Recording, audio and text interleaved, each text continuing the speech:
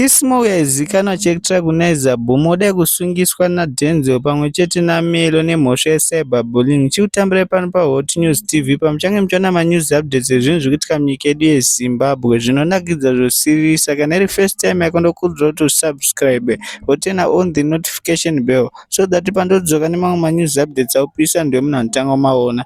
Ngadzoke munhau dzedu zvise. Right, maswera say I was scrolling on TikTok then ndapandangodhuma naone video raDenzel nemhate inonzi Melo nekuguma nenge machende. Muchitanzizwa nizotapiwa bete tapiwa this. Imi life yenyu kunyanyoshamsira chiko zvokuti munosvika pakutuka tapiwa namahure mana mhate. Musata nyoko kunzwere Denzel. Yo Denzel yo waikwirana nakalafu unonzi waichema unge kita pakwira kwacho anza ugoni. Chikunyanyoshamsira paka relationship kenyu kekumarana chiko.